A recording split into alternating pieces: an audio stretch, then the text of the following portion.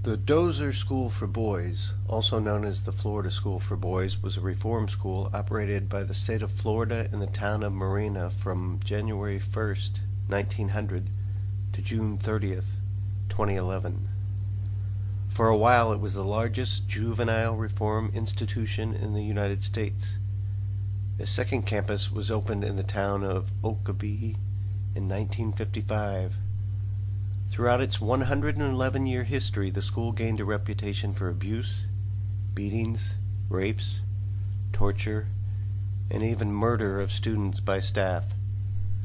Despite periodic investigations, changes of leadership, and promises to improve, the allegations of cruelty and abuse continued. Many of the allegations were confirmed by separate investigations by the Florida Department of Law Enforcement in 2010. And in the Civil Rights Division of the United States Department of Justice in 2011. State authorities closed the school permanently in June 2011. From its opening until the 1980s, the Marina site was an open campus without any perimeter fencing.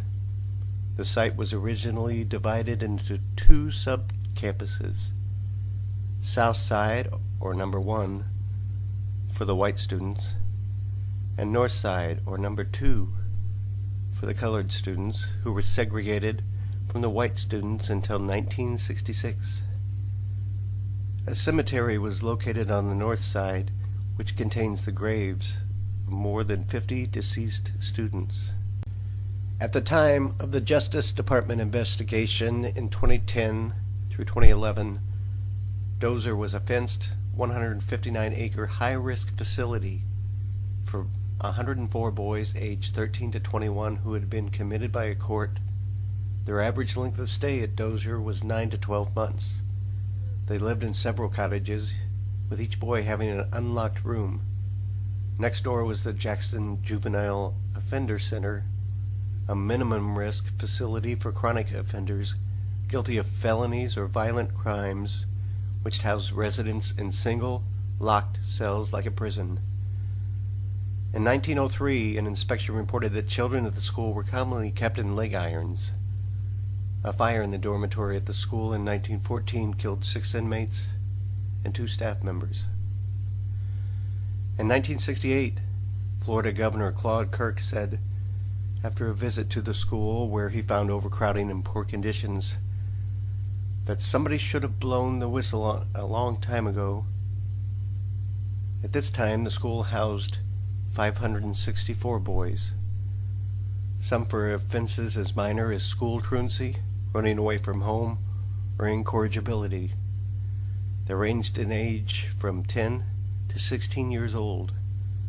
Officially, corporal punishment at the school was banned in August 1968. In 1982, an inspection revealed that some of the boys at the school were hogtied and kept in isolation for weeks at a time, and the ACLU filed a lawsuit over this and similar mistreatment. By this time, the school housed 105 boys, aged 13 to 21. In 1985, it was reported that young ex-inmates of the school, sentenced to jail terms for crimes they committed while there, had subsequently been the victims of torture at the Jackson County Jail. The method of torture was for the prison guards to handcuff the teenagers and then hang them from the bars of their cells, sometimes for over an hour. The guards stated that their superiors approved the practice and that it was routine. In April 2007, the acting superintendent of the school and one of the other employees were fired following allegations of abuse of inmates. In late 2009, the school failed its annual inspection. Among other problems, the inspector found that the school failed to deal properly with the large number of complaints from the boys held there, including allegations of mistreatment by the guards. In a report published by the U.S. Department of Justice in 2010, 11.3% of the boys surveyed at the school reported they had been the subject of sexual misconduct by staff using force in the last 12 months. and 10.3% reported that they had been subject to it without the use of force. 2.2% reported sexual victimization by another inmate. The state decided to close both facilities on June 30th, 2011. The remaining students were sent to other juvenile justice facilities around the state.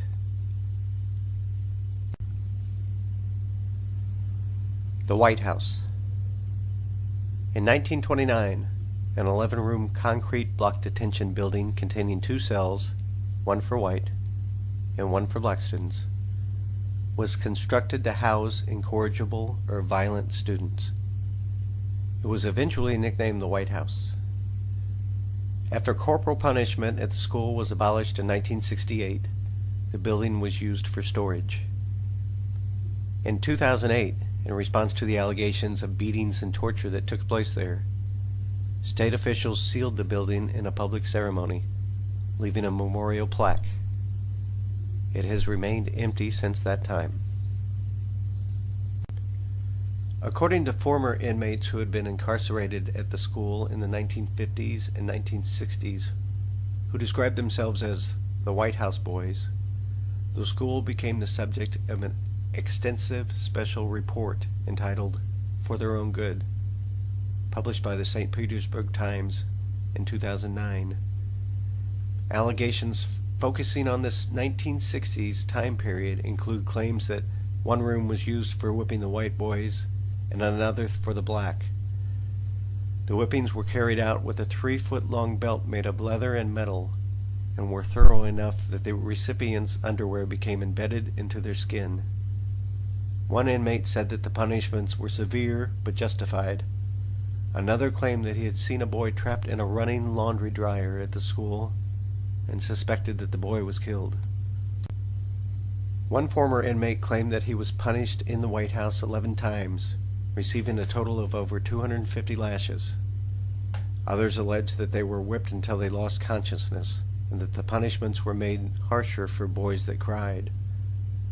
Some former inmates also claimed that there was a rape room at the school where they were sexually abused. The complaints said that some of the victims were as young as 9 years old. On December 9, 2008, Florida Governor Charlie Crist directed the Florida Department of Law Enforcement to investigate the allegations of abuse, torture, and murder brought forward by the White House Boys. Over 100 interviews of former students, family members of former students, and former staff members of the school were conducted during the 15-month investigation, which produced no concrete evidence linking any of the students' deaths. It was determined that the 31 graves at the facility that had been dug between 1914 and 1952 to the actions of school staff, or that there had been any attempts to conceal deaths. None of the graves were opened during the investigation. A forensics examination of the White House building was conducted. No trace evidence of blood on the walls was found. Some former Dozier students told investigators that they felt they needed the discipline.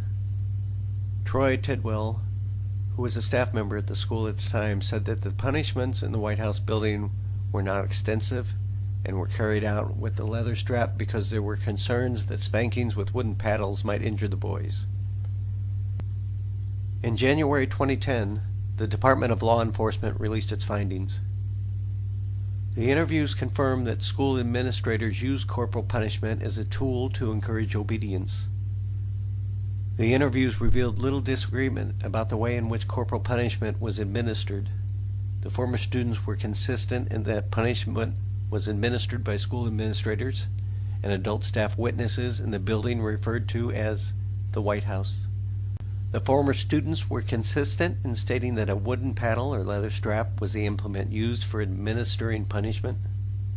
The area of disagreement amongst former students was the number of spankings administered and their severity. Although some former students stated that they were beaten to the point that the skin on their backsides blistered and bled profusely, there was little or no evidence of visible residual scarring. A secondary disagreement was the former students' perception of the punishment progress. Some former students stated that their spankings caused them no physical harm and that they learned from their mistakes, while others stated that mentally they suffered greatly as a result and still do to this day.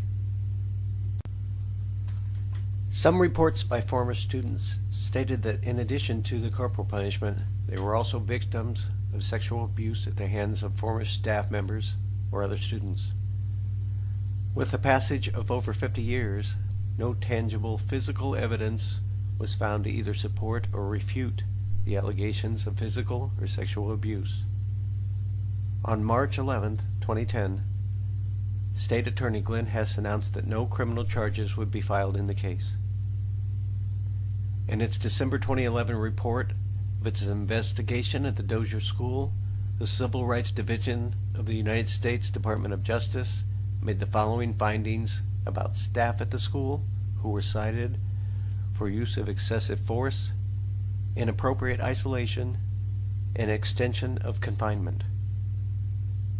The youth confined at Dozier School and at JJOC were subject to conditions that placed them at serious risk of avoidable harm in violation of their rights protected by the Constitution of the United States.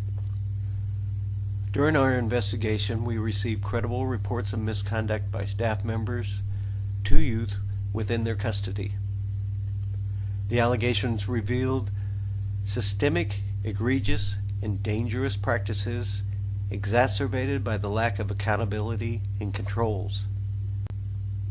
These systemic deficiencies exist because state policies and generally accepted juvenile justice procedures were not being followed.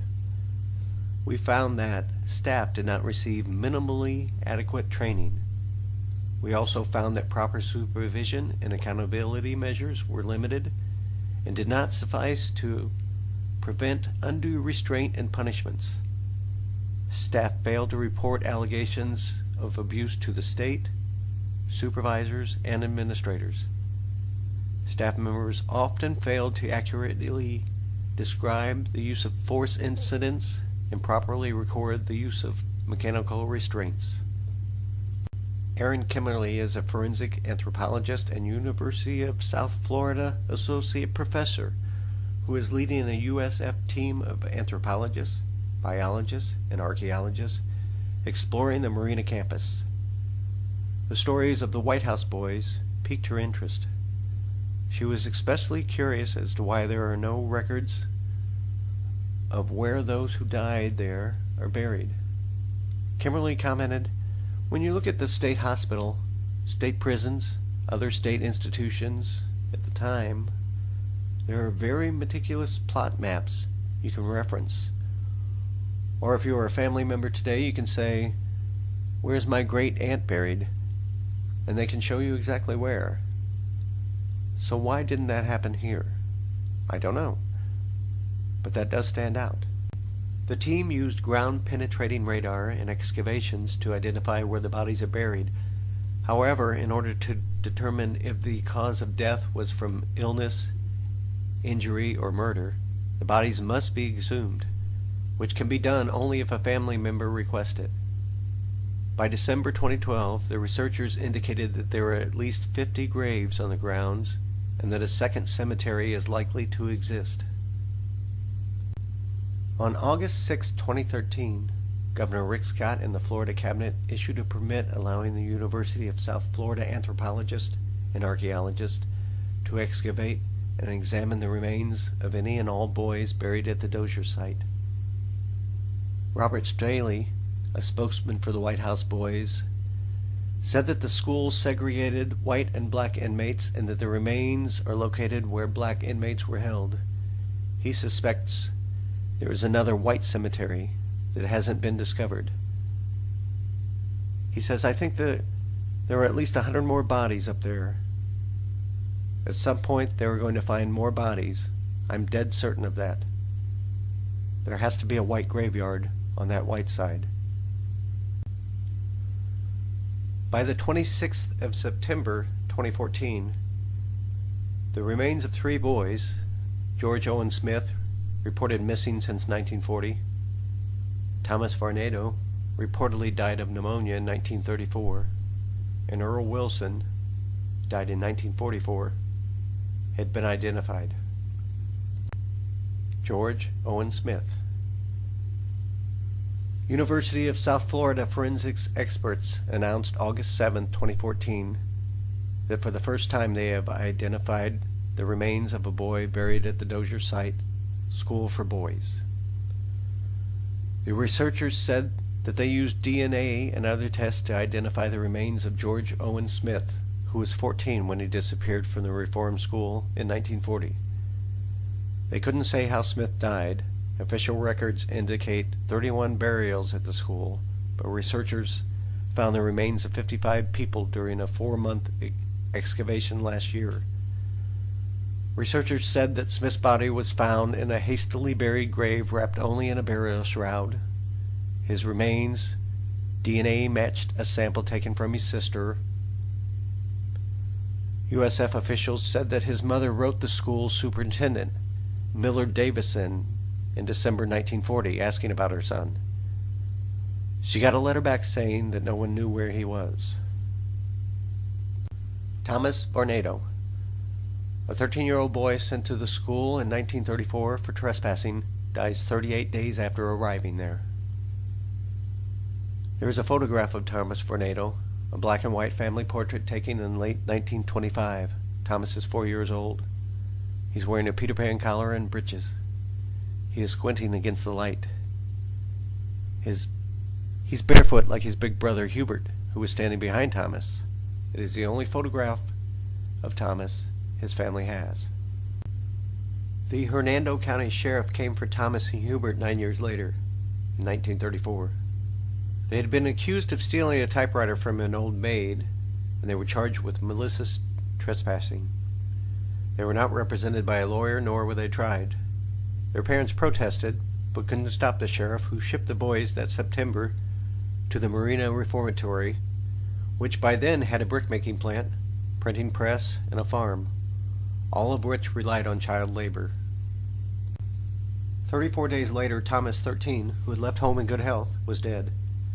The campus newspaper, the Yellow Jacket, reported the news under a front-page story about the school's productive dairy farm. Thomas Varnado, claimed by death. On Thursday, October 26th, at 2:51 p.m., Thomas Varnado, age 13, succumbed to an attack of pneumonia, which had been threatening his life for several days. It was stated Thomas had been in ill health for several years, but that his health seemed to be improving after his arrival at the school on September 22nd. On Sunday, October 21st, he went to the school hospital complaining that he was feeling bad, and he was kept there and given medical attention. It said the little fellow's vitality was so greatly lowered from his protracted illness that he failed to respond readily to treatment and later developed pneumonia. Thomas is the son of Mr. and Mrs. T.H. Varnado of Hernando County. Upon his arrival at school, he was placed in Cottage 1 and assigned to the yard crew for work. He has a brother, Hubert, in Cottage 3 at the present time. 5 dignitaries, all former Jackson County Chamber of Commerce Citizens of the Year winners, gathered in front of the county courthouse in Marina the same day Thomas Varnado died. They complained that out-of-towners were sullying their reputation. The Citizens of the Year blamed the media for unfairly linking Marina and Jackson County to the Dozier School. But they also defended the school and tried to discredit the former wards. Earl Wilson. No photo provided. Earl Wilson was said to have been beaten to death in 1944, reportedly by 4 other boys, while in a small confinement cottage on the property, known as the Sweatbox. The other boys were convicted in his death. There are more bodies to be exhumed at Dozier. There are more stories to be told.